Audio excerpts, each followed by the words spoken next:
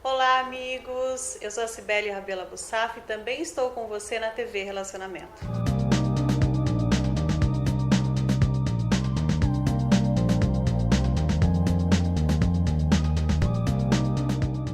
Olá, internautas! Iniciamos mais um quadro Gestão Executiva e a nossa convidada de hoje é a Patrícia Forestieri, tá? Uma fisioterapeuta, profissional de primeira linha, a quem temos a honra de convidar aí nesse quadro aí.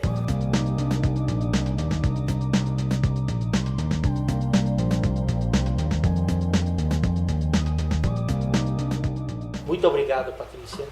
Obrigada a você pelo convite. Por favor, para que os internautas conheçam um pouquinho sobre o seu trabalho, fala um pouquinho sobre você, sua profissão, como é que você começou, em que momento da vida assim te deu aquele insight que você viria a ser uma profissional aí, fisioterapeuta.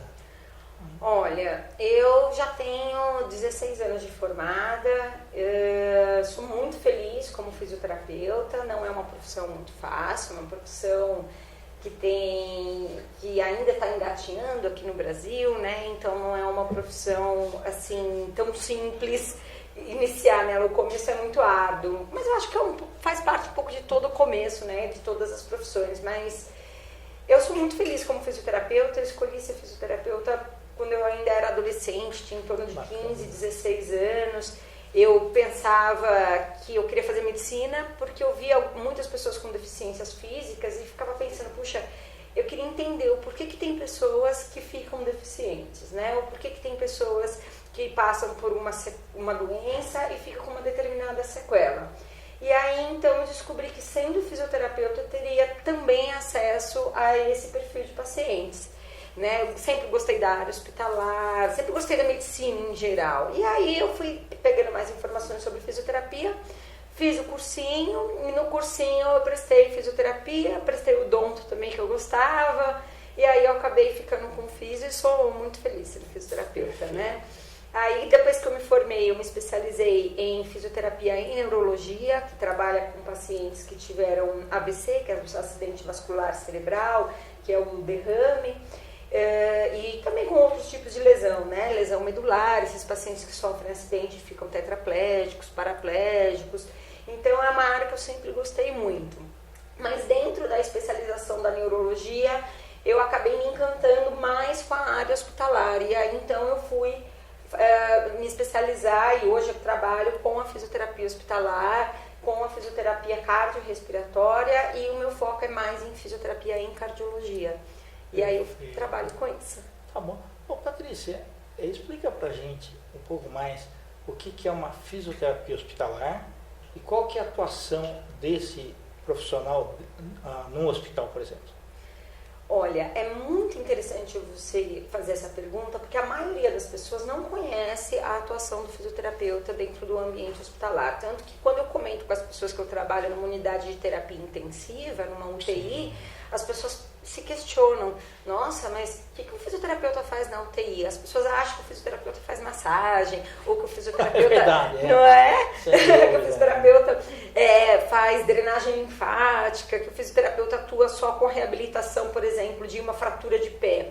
E não, a área da fisioterapia é muito ampla. Dentro do ambiente hospitalar, a gente trabalha com a recuperação dos movimentos, que o paciente muitas vezes pode perder pelo simples fato de ter que ficar acamado. 2, 3 dias acamado já faz com que o paciente perca força muscular, tanto da musculatura das pernas, dos braços, quanto também dos músculos que atuam na parte respiratória. Então a gente atua prevenindo essa perda. Além disso, a gente atua também com a parte respiratória, fazendo com que o paciente consiga respirar melhor, porque tem muitos pacientes que internam, por exemplo, com uma pneumonia e evoluem com insuficiência respiratória e passam a utilizar aparelhos para auxiliar na respiração. Né? A gente ouve aí o respirador mecânico, o ventilador mecânico. Então, geralmente, junto com a equipe médica, é toda uma equipe multiprofissional dentro da UTI, né? Ninguém trabalha sozinho. Sim. Mas o fisioterapeuta, ele toma a frente da questão da fisioterapia respiratória e da ventilação mecânica. Ou seja, vai ajustar o paciente neste aparelho de respiração para poder tirar esse paciente dessa necessidade desse aparelho e trazer esse paciente para o máximo de independência possível. A independência tanto para respirar, quanto para daí então voltar a se movimentar e aí conseguir a alta hospitalar. Perfeito. Quando você começou a falar, deu a impressão que a gente estava falando só com pessoas adultas já, né? A parte pediátrica, também você atua? Sim, a atuação do fisioterapeuta, inclusive, tem ficado muito ampla dentro da pediatria e da neonatologia. A fisioterapia, na parte de pediatria, ela atua tanto ambulatorialmente quanto em pacientes hospitalizados, né? Também visando recuperar tanto a parte respiratória quanto a parte dos movimentos das crianças. Porque as crianças também, quando ficam muito tempo submetidas ao imobilismo no leito hospitalar, acabam desenvolvendo fraqueza da musculatura respiratória, fraqueza da musculatura esquelética. Então o fisioterapeuta trabalha para evitar o desenvolvimento disso e reabilitar o desenvolvimento disso. E também fisioterapia neonatologia, então aquele recém-nascido que nasce com algum problema, o fisioterapeuta atua, principalmente visando a recuperação da parte respiratória desse nenê. E esse nenê se recupera e volta para os braços da mãe e para casa muito bem. É uma parte muito bonita da fisioterapia e que tem crescido cada vez mais. Perfeito. Ô Patrícia, e tem nesse ambiente que você atua, tem muita gente que tem problema cardiológico. Isso. O profissional também de fisioterapia ajuda bastante nessa área. Isso, inclusive é uma área que eu acabei me especializando, fiz o meu mestrado em cardiologia e é uma área que poucas pessoas conhecem, né? Então a gente atua fazendo a reabilitação cardiovascular, que seria você recuperar o sistema cardiorrespiratório desse paciente para que ele possa tolerar, ou seja, para ele cansar menos durante os esforços do dia a dia dele. Então, por exemplo, o paciente teve um infarto agudo do miocárdio, então ele infartou, teve ali um problema no coração e ficou internado no hospital. Já ali dentro da fase hospitalar, a gente já inicia um trabalho desenvolvendo alguns exercícios globais, né, com todo o corpo e respiratórios, para fazer com que esse paciente volte a ter a capacidade de realizar algum esforço sem prejudicar o coração. E a partir daí ele sai do hospital e vai de alta e deve continuar fazendo a reabilitação cardiovascular, que a gente chama de aí reabilitação fase 2, fase 3 e fase 4, que é depois da alta hospitalar, chega a durar até 2 anos essa reabilitação, em que o paciente vai fazer toda uma programação de desenvolvimento de exercícios para reabilitar o condicionamento físico, o condicionamento cardiovascular desse paciente.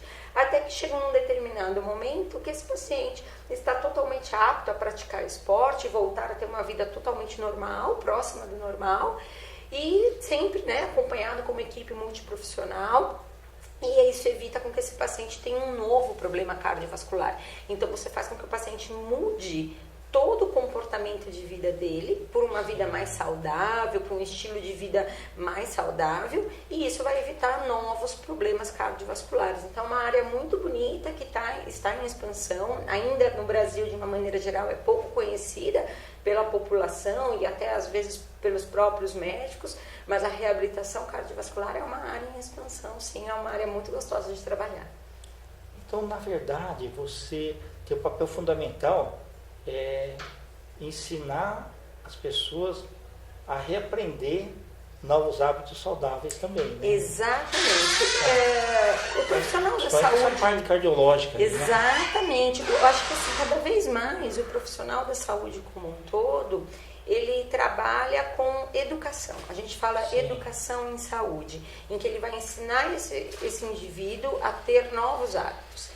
Porque às vezes assusta um pouco, né? Sim. Quando você fala assim para uma pessoa, olha, você tem que ter um melhor estilo de vida, a pessoa já pensa, ai meu Deus, eu não tenho tempo para nada e ainda vou ter que arranjar tempo para ir para uma academia, praticar um esporte, arranjar tempo para comer comidas naturais e veganas, As pessoas acham que é isso que é a mudança do estilo de vida. E na verdade não. É possível você mudar o seu estilo de vida.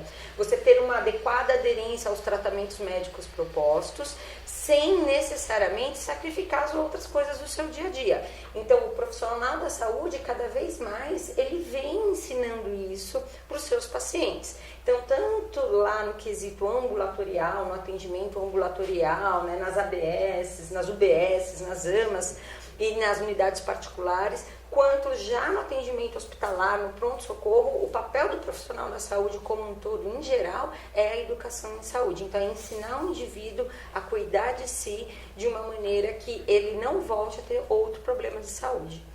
Ok.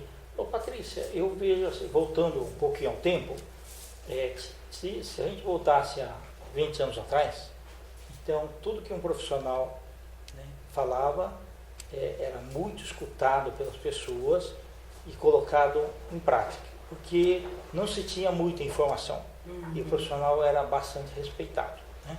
Nos tempos agora que você tem informação de monte, principalmente via internet, é mais difícil ou mais fácil você conversar com as pessoas e dar a instrução mais corretas? Porque muitas vezes eles vão buscar as informações em qualquer fonte, não checam fonte nenhuma e vão falando. Como que é esse seu desafio nesses tempos atuais? Olha, muito bem colocado a palavra que você usou, desafio. É um desafio mesmo para os profissionais da saúde hoje em dia educarem o paciente, porque o paciente ele já vem com algumas crenças que ele adquiriu por conta de informações não tão fidedignas que ele buscou na internet, né? Exato. Então, o que eu acho que é importantíssimo é o profissional não ir contra, né? É explicar que aquela informação tem um lado de verdade, porém que para aquele caso, para aquela situação, ela não é totalmente verdadeira. E a partir daí, usar aquela informação e usar a internet como um recurso a favor da educação desse paciente. Então, eu acho que é transformar o desafio num aliado, né? O inimigo num amigo, usar a internet a favor. Então, ensinar o paciente a usar essa ferramenta, a entender que aquela informação que ele adquiriu nem sempre é para o caso dele, nem sempre é verdade absoluta, que é justamente por isso que deve buscar sempre os profissionais adequados para poder ter a informação e, portanto, o tratamento correto. Né? Porque essa coisa da automedicação, do autotratamento, todo mundo acaba sendo um pouquinho médico por conta das informações da internet, não funciona. Acaba trazendo prejuízo, porque a pessoa vai fazendo aquilo que ela lê e ela acha que aquilo é o suficiente. E muitas vezes não é o caso. Então, é a gente tentar convencer a pessoa de que aquela informação é importante, porém, ela precisa ter orientação de um profissional adequado, adaptado, especializado naquele assunto, para daí indicar o melhor tratamento possível. Perfeito. Ô, Patrícia, para ser um profissional de fisioterapeuta, e principalmente essa da tua área, é preciso fazer medicina?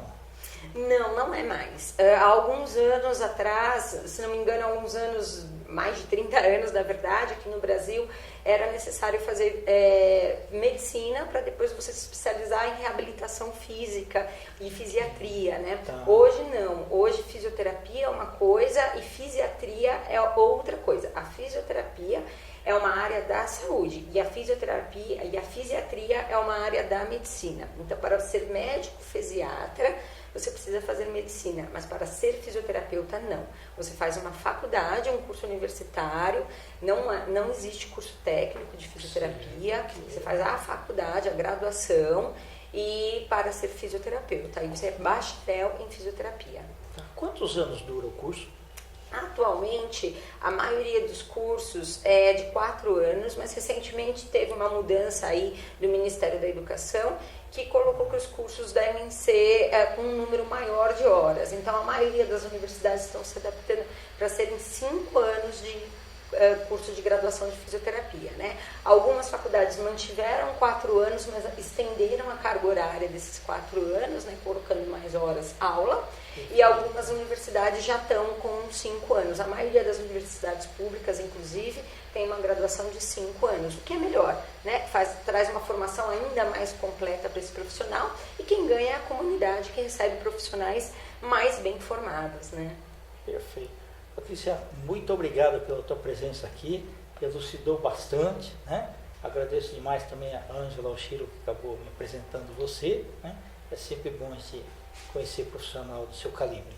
Eu queria que você deixasse aí uma mensagem para os nossos internautas e também, se você quiser deixar alguns contatos, fique à vontade. Tá, ok. Eu que agradeço o convite, a confiança aí no meu trabalho. Eu gostaria de deixar a mensagem de que, caso você tenha algum problema de movimento, alguma limitação de movimento, vá buscar a reabilitação, né? O tratamento fisioterapêutico ajuda e muito a recuperar o movimento. Muitas pessoas têm um pouco de receio de procurar, acham que é caro, mas existem diversas possibilidades. Hoje o Estado e o município fornecem atendimento fisioterapêutico, convênios. Então, assim, busque tratamento fisioterapêutico, melhora demais mesmo a recuperação dos movimentos.